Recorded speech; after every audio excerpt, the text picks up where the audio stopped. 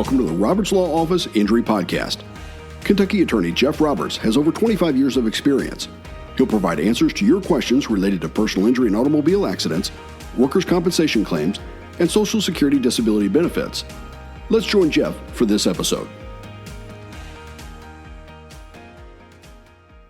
And friends, welcome back. We're here with attorney Jeff Roberts, and today we're in his new office right here in Christian County in Hopkinsville. Jeff, how are you? I'm doing good, Jim. How are you today? I'm doing well. Buddy, this is a nice office. So we are at 1910 South Virginia, right here in Hopkinsville, and this is not too far from your primary location down in Murray. No, it's not very far from my main office in Murray from that standpoint, but I had several clients up in the Christian County area, and so I decided to open up this satellite office. I've been meeting clients up here at another attorney's office for a while, and I just thought this was the next step to open up my own office up here. And so far, it's working out well for the clients I have in this. It's a lot easier for them to come here than it is to come down to Murray. Well, I tell you, you've got plenty of parking here. You've got an elevator. Everything's nice and easy. Yes. Just makes good sense. So, Jeff, let's jump into it today. We're going to talk about hospital injuries and actually how it involves workers' comp, and how if you're an employee of the hospital, you may actually have a workers' comp claim if you're injured while you're at work. So let's jump into this. I'd like to take it from a couple of different areas. Nurses seem to be the ones who are doing a lot of work, a lot of physical work on the job at the hospital. So why don't we start off with nurses? We'll talk a little bit about some orderlies and other hospital staff, and we'll wrap up with physicians. Sure. All right, sure. Great. So when we look at nurses and CNAs, obviously they're dealing with patients, they're moving patients, they're doing a lot of things. What type of injuries are you going to typically see in that setting? Over my career, what I've seen in representing nurses in the past has been, frankly, they get a wide variety of injuries just because of the nature of what they do. CNAs in a hospital or a nursing home setting maneuver patients around quite a bit, and nurses as well do that. And so you'll see spinal injuries and shoulder injuries, both from that standpoint. And from the spine, you can see a low back injury, you can see a neck injury occurring in those settings for sure. And nurses do a lot of walking. So in my career, I've represented several nurses who, over a period of time, their knees have wore out because they're walking on hard surfaces for long periods of time, and it can cause wear and tear on multiple joints, but the knees are for sure can wear out. And I tell you, if you've ever tried to lift an elderly parent or someone like that, usually that's a lot of weight to try to move, and you're always at an awkward angle. So I can see how that back and neck injury would happen pretty quickly. It does, and at least the employees that I have represented in a hospital setting, they rarely have the lifts available that should be available to help with that, with doing those maneuvers and moving patients around and lifting them, and so that then it falls on the staff member to do that lifting, and unfortunately, a lot of times you've got very heavy patients that you're dealing with, and it can result in injuries pretty quickly. Yeah, that makes a lot of sense. A lot of the people in my family are nurses, so I kind of grew up with that and kind of watched that. What's interesting is a couple of weeks ago we did a podcast episode on low back injuries. So I'll put a link in the show notes to the low back injury episode. And we also did, you mentioned the nurses walking around on the hard surfaces.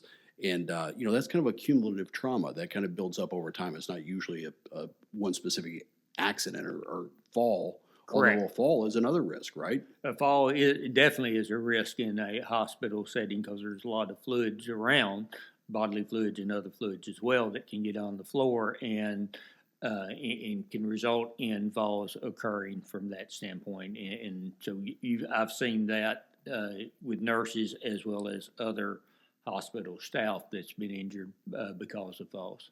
And so let's talk a little bit about cumulative trauma. Once again, these are repetitive use injuries. I'll put another link in the show notes to that episode as well, which we recorded not too long ago.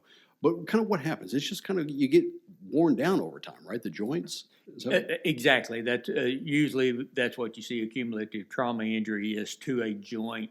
Um, People who do a lot of walking on surfaces, carrying weights and things of that nature, you wear out the knees or potentially the hip. People who do repetitive lifting can wear out the back from that standpoint, or if you're doing things overhead, you can wear your shoulders out over time. Just doing the same activity over a period of time can result in that. A lot of people think about when they think of a cumulative trauma injury is carpal tunnel. People who do a lot of typing or a lot of use of the hand and wrist can result in carpal tunnel syndrome for someone, and that is a lot of times when people think of a repetitive trauma or a cumulative trauma injury, they think of carpal tunnel, but there's nearly any joint can be susceptible to a repetitive trauma or cumulative trauma injury. Well, I think the most recent episode we recorded, we were talking about common factory accidents and injuries, and we were dealing with a drill or an air tool or something like that with that torque. I mean, obviously that can mess up the wrist too. So I mean, it's all kind of the same stuff, right? It's just you're doing the same type of motion day in, day out, and it just advances it. I've heard in the past that obviously some of the doctors who might be representing the hospital, not the doctors you're working with, but the insurance company, might try to blame that on old age or stuff like that. Hey, you're just getting older and you're sore. That's not always the case, right?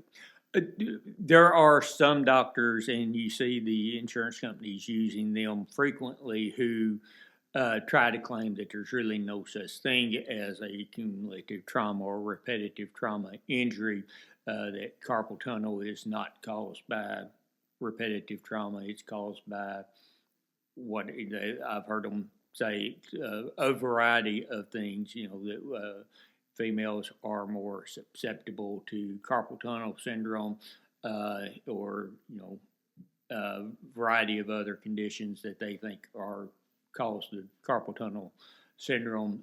From that standpoint, it's so there are some doctors who take that position. It's not really held in, at least from what I've seen from talking to treating doctors and others. It is well known from a medical standpoint that repetitive trauma, cumulative trauma does result in injuries to the body. Well, and that's the thing. You've got over 30 years of experience now practicing workers' comp, here throughout Kentucky, and you've probably come up against these arguments, and you kind of know how to handle them. I mean, but if you need to bring in another expert or whatever, but you've got a body of knowledge having done this for 3 decades now. Yes, and I have done this for that period of time, and it does. I have the research and the information to back up my experts' opinions and why they hold those opinions, and to tear down the opinions of the opposing expert, especially if they're taking that position. So right, and as we move back into some of the common accidents or injuries that a nurse and other people in the hospital setting may experience. Obviously, with any kind of fall, you could have a knee injury. You could have things to your hip, broken arms, wrists as you're trying to brace yourself when you're falling. I mean, those common trip and fall, slip and fall type accidents. I mean, those all still happen in a hospital environment. And if you're working in the hospital, there's a workers' comp claim. Correct. Yes, you see those type of falls in the hospital. From that, and it can be, you can injure a variety when you have a fall, depending on how you fall, what you land on. You can suffer a variety of injuries. I've seen fractured hips or resulting in hip replacement. Unfortunately, I've represented clients who, when they fell, they struck their head on a piece of furniture or something of that nature and have a closed head injury. And so you can suffer, unfortunately, have a wide variety of body parts that are injured in those type of incidents. Well, with those closed head injuries, I mean, traumatic brain injury, we did an episode on that as well, which I'll link to. It's amazing how a simple fall can actually have very, very serious results. And you've got people who are traveling up and down stairwells, they're going down hallways, they're coming around where maybe the family has moved the furniture in the room. And all of these things, if you're carrying something, you may not look down, and suddenly you're on the ground and you're injured. Yes, a lot of times, especially if you're carrying something you can't see, sometimes depending on what you're carrying, obviously. But from a workers' compensation perspective, uh, the question is really not what caused the fall, whether frankly, if you tripped over your own feet, versus were you on the job in the course and scope of your employment when it occurred. So as long as you're in the course and scope of the employment when it occurs, then it's going to be covered under workers' compensation. That's really interesting. So, unlike a car accident where you're trying to figure out who was at fault, negligence doesn't necessarily come into this, right? It's the fact that you were doing normal work activities, you were injured in the course of those activities, so there's potentially a claim, right? Correct. Yes, in Interesting. workers' comp, negligence is not a factor um, from that perspective. Now, there are some situations that are strictly personal to the person that may cause an injury, and that may not be covered. If you've got someone who suffers from a seizure disorder, and they have a seizure while they're at work, and they've if it's the type of seizure that causes them to lose balance and fall, that may not be covered under workers' compensation. Whereas if it is, they trip while they're walking, carrying something, that's going to be covered, even if you can say, well, they weren't looking where they were going or something of that nature. So if it's something purely personal to the person, then you still need to talk to an attorney because those cases are very, very fact specific, and a lot of times those are still going to be covered. If something at work triggered the seizure, for instance, then it's going to be covered. So those are very, very fact specific type of situations, and you need to reach out to an attorney to discuss those situations if the workers' comp carrier, especially if the workers' comp carrier denies the claim. Because it still may be covered. I've had a lot of situations where the carrier denied the claim, and we were ultimately successful in having that claim found to be work-related, and my client received the benefits they were entitled to. Again, that's the value of having this much experience dealing with Kentucky workers' comp. You know the laws. You know how to counteract the the situations when they come up. Given that the facts are available to you. Right. And this next injury is, I think, something that probably scares most medical professionals, and it's the problem where you have an inadvertent stick with a needle. Yes. There are all sorts of risk there. There is a risk associated with needle sticks, and every medical professional is very, very cautious about that. But unfortunately, things occur at times, and I have represented nursing professionals who unfortunately were accidentally stuck with a needle and developed problems as a result of it. The person that the needle had been used on before did have, I won't mention the disease, but did have a disease. And the client, my client had to get treated for that condition. And so those do occur from there. Over the years, I see those less frequently now than I used to. And I think because of the dangers in most settings now in the medical field, they have the containers on the wall for sharps. Not a lot of years ago, they didn't have those on the wall in every room to put those in, so you had to carry the needles other places, and you saw needle sticks occurring more frequently. Yeah, that just sounded like a bad idea. I'm glad they have them. Yes. It's safe. It puts everybody in a safer environment. Absolutely. And then there's the risk, and this one just a few years ago, everybody was worried about communicable diseases. And obviously, we were worried about healthcare workers being exposed to COVID, but there are other diseases. Obviously, you're in a hospital, right? That puts a healthcare worker at risk. Yeah, in a hospital setting, those are going to be covered. The way the workers' compensation law is in Kentucky is if your employment places you at an increased risk of developing or coming in contact with a communicable disease than the general public, then it's going to be covered under workers' compensation in that setting. If it does occur at work.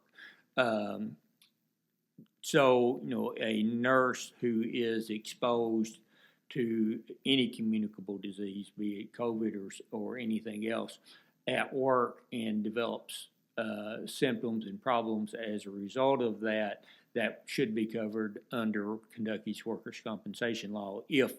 Whereas if it's in a different setting for a different employer or a different employer that does not cause an increased risk, it may not be covered. Well, that was interesting because when we were prepping for this, you mentioned that somebody could be in a factory setting. Maybe they're on an assembly line, and the law looks at that a little bit differently versus a healthcare worker. Correct. Interesting. Yeah, now COVID kind of has been treated a little differently than other communicable diseases from that perspective because of the pandemic and special laws were put in place because of COVID because it was so prevalent. And you had a lot of businesses that were shut down and essential workers having to go in and work. I think every worker is essential, but be that as it may, the ones who were deemed essential having to go into work, that placed them at an increased risk because all the other workers, employers were shut down. So I think that also comes into play in a COVID situation. And to be clear, I mean, communicable diseases are far, far broader than just COVID. That's just one. That's one example that I think everybody thinks about these days. But there are a lot of different things that there are a lot of different germs and viruses and all sorts of things that a healthcare worker just in the normal course of business potentially could come into contact with, and that leads to these situations. Exactly.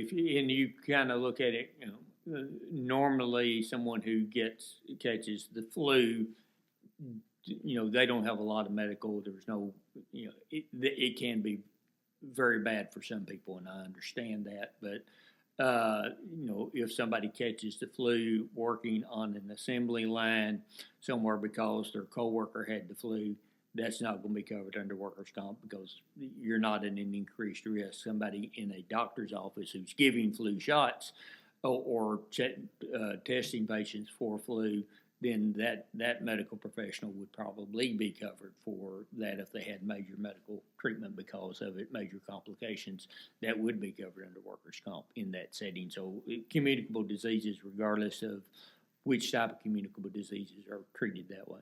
I tell you what, shout out to all the nurses and CNAs out there. I mean, it's not only a hard job, but it's also a dangerous job, and I'm glad they show up. Yes, and you mentioned you have family members in the nursing field. I have family members as well in the nursing field, and it's a true calling. They do things that I would never be able to do. So, I feel the same. I very much appreciate the work that they do. Bunch of special people.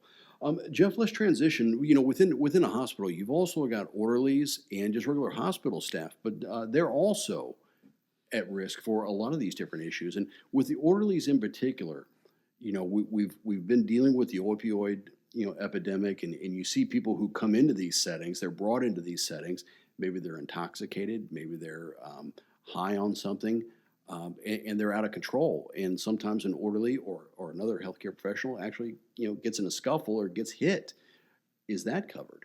Yes, it's going to be covered in that setting.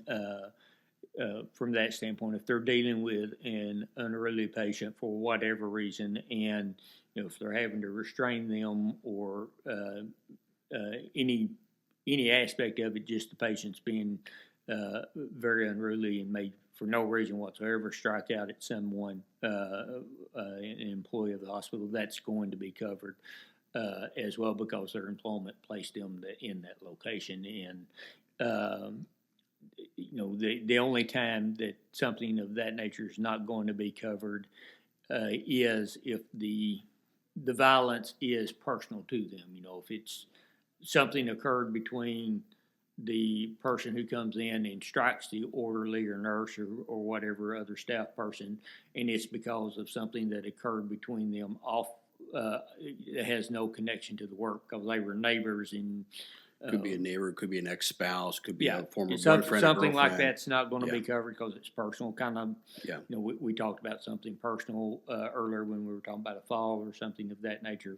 Same situation in this, but the orderly, the nurse that's having to deal with the patient that comes in, that's because their work puts them in that position of danger, and that is covered under workers' compensation for sure. Well, and then beyond just patients who are intoxicated or high, seizures. I mean, those happen. Maybe the patient has a seizure. You're trying to help restrain it, and suddenly you get inadvertently struck. I mean, again, injuries occur. So Exactly. let's not leave that out. And in the emergency room or other hospital settings, they're dealing with some patients that are going through some mental health crises at times that can be very violent as well. It just kind of depends on the situation. Now, and I don't want people to think I'm saying that someone with mental health is violent. That's definitely not the case. But there are some conditions that can cause people to be violent, especially if they're if they are mixing alcohol or another substance with their prescription medications, and it can cause some major problems. Yeah, that makes a lot of sense. It's unfortunate, but with any large facility, obviously you've kind of got the plant and facilities aspect of it. So you do have kitchen situations where you've got water sloshing and splashing everywhere, just like in a manufacturing facility. You've got the laundry facility where, again, you're lifting heavy loads of things. You're reaching over top, dumping bins into different machines and things like that. So there's a lot of these types of injuries that are really similar to what you might see in an assembly line type situation. Can be, depending on the type of employee, because hospitals is staffed with a wide variety of employees doing a variety of different tasks. Some hospitals, at least that I've dealt with, when I first started practicing, the laundry was always seemed to always be staffed people. Now some have contracted that out at this point in time, but they're still on the job, doing the work, and it's still covered, whether they're a hospital employee or another employee. It's going to be covered from that standpoint. And you have those type of injuries that can be from any staff member, any employee can be injured in any given setting, depending on what's taking place. And if they're injured on the job, it should be covered, and most likely it's going to be covered under workers' comp from that standpoint. And with a factory setting or a hospital setting or in those type of situations as well, you have most of those you have a specific employee parking lot that people have to have to park in and then walk into the building from that area, and that that also is part of the zone of danger, so to speak, at that point. Once you've parked and you're making the way into the building, even though you may not have yet clocked in, you're on the operating premises, and if you have a trip and fall or something that occurs to you in that process. Collision you're hit by another vehicle, somebody's looking around. I mean, parking lots are free-for-alls. Yes. I mean, So, and that's going to be covered under workers' compensation as well, even though you're not technically on the clock yet, because that is the operating premises, and the only reason you're there is because you're going to work or you're leaving work. Now, once you're off the parking lot, you're on the public roadway, then workers' comp is not going to be in play at that point in time. But once you're on the operating premises, so to speak, then it's going to be covered under workers' comp if you have an injury. That makes sense. That makes sense. And I'd really like to spend some time before we wrap up talking about physicians and different types of injuries physicians are going to incur. And actually, you've represented, in addition to the nurses, actual physicians who have been injured in the hospital setting. I have represented a couple of different physicians in my career in a workers' compensation claim, and those are those can be. It's really dependent on the physician's relationship with the hospital or with the medical practice that they're associated with. In one of my cases that I can recall, the physician was on staff at the hospital. So the hospital was the employer of that physician. They received a set salary plus commissions or something. I don't know exactly how they were paid now. I can't remember. It's been too long ago. But and in that one, I'm trying to remember how the injury occurred. I can't recall exactly. It seems to me that it was an injury from a fall, but I may be wrong. Slip and fall in the OR. It was a surgeon and suffered a hand injury, and I mean it was a very a debilitating injury for this particular physician from that standpoint. And so physicians can suffer those type of injuries. I've had another who was a physician he was at the hospital at the time the injury occurred, but he worked for a different company that came to the hospital to carry out his job duties. So like a doctor's group or a physician's group. Exactly. Yeah. And so the workers' compensation, because he was considered an employee of the physician's group, so the workers' compensation claim was against the physician's group. He tripped and fell over a cord that should not have been where it was at, so he actually had a third party, what is referred to as a third party claim against the hospital itself for their negligence in having this cord where it wasn't supposed to be, it's across the walkway. So those type of, in that type of setting, he had both claims. He had the workers' compensation claim against his employer because he was there because of work activities, and had a third-party claim against the hospital because of their negligence. So a lot of the same situations that a nurse is going to encounter, a physician would as well. I mean, you've got Correct. Moving a patient, possibly helping them stand up out of a chair, maybe. You've got trip and falls, as you had said. You've got the stairwells and other issues like that. You've got all sorts of areas where, again, it's a hospital. You're supposed to go there to get well, but sometimes it can be dangerous, unfortunately. Yes. Yeah, and at least in rural communities, a lot of times, one of the largest employers in that community very well may be the hospital. You may have a manufacturing or one or two manufacturing companies that have a lot of employees that exceed the hospital, but a lot of times the hospital is one of the top employers in a rural community for sure.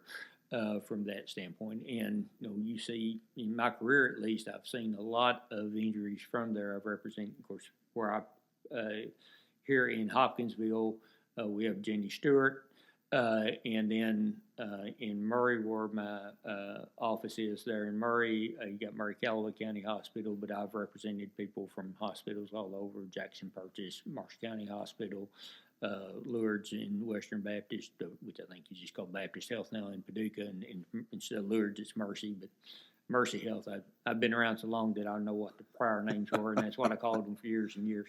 So in all of those are, they're very large employers, and they have a lot of employees, and some doing activities that are going to be, if you do it long enough, you're going to have a cumulative trauma type injury, or you're lifting heavy enough weight, you're eventually going to have people who have back injuries and herniated disc and things of that nature. So.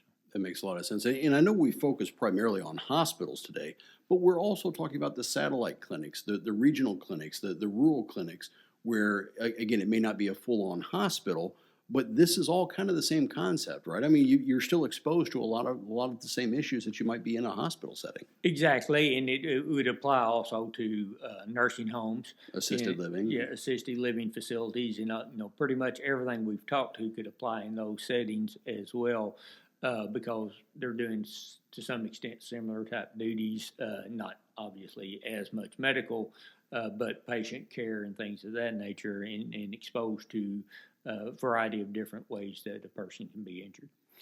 Jeff, that makes a lot of sense. And once again, just any of our healthcare professionals out there, thank you for what you're doing. I mean, it's a rewarding job, but sometimes it's a thankless job, and you guys are exposed to a lot more than I think the average person realizes when it comes to these types of injuries. And you think, well, you're just walking around with a clipboard. No, there's a lot more to it, and it's a tough environment. I know my family members come home exhausted. I mean, they're working hard. They're trying to help people, and it's a profession that you have your heart in. And when you get injured, it's good to know that an attorney like Jeff Roberts is there to say, well, let's talk about your workers' comp claim, and we can get you through it. Yeah, in a hospital or any medical setting like that, the job itself can be very physically exhausting and mentally exhausting for the individual. So I have a great deal of respect for anyone who works in that medical field, especially doing direct patient care. It's just I take my hat off to them. Absolutely. Well, Jeff, again, you're splitting time today. You're up here in Christian County, and we're recording in this office. But if somebody wants to get a hold of you, what's the best way for them to do that? Best way is to call my office. The phone number is 270-753-0053, or you can use the 800 number, 1-800-844-5108. That's the best way to communicate with me when you call my office. If we're during business hours, you're going to have a human being answer the phone. From that standpoint, unless they all happen to be on other lines from that. But as a general rule, it's going to be a human that's going to answer the phone, and hopefully I'll be in a position where I can talk with you. If not, they'll take the message, and I will get back in touch with you from that standpoint. You can reach out to me by email at jeff@jeffrobertslaw.com. And if you wish to do that way, but I prefer, the phone is the best way. Yeah, and if it's one of those, if you're working shift work and maybe you're not able to get a hold of Jeff, you can always go to the website, jeffrobertslaw.com. There's a contact us form there. You can fill that out, give some details about what's going on, and that'll go right to Jeff and his team, and he'll be able to get back with you that way as well. Exactly, yes. I do have my website monitored from that standpoint, and you can fill that out and contact me through that 24 hours a day. I've had contact forms come in where people completed them at 2 o'clock in the morning, and next morning I get it when I check my email. And so that's, especially if you are working those shifts, that's a good way to get in touch with me. Outstanding. Well, Jeff, once again, thanks for your time. Good to see you, and I like the new office, man. Well done. Thank you. I'm glad we were able to meet up here and do the podcast up here today. Absolutely. Take care. Bye-bye. Thank you. Thank you for listening to the Roberts Law Office Injury Podcast. Jeff will return in 2 weeks.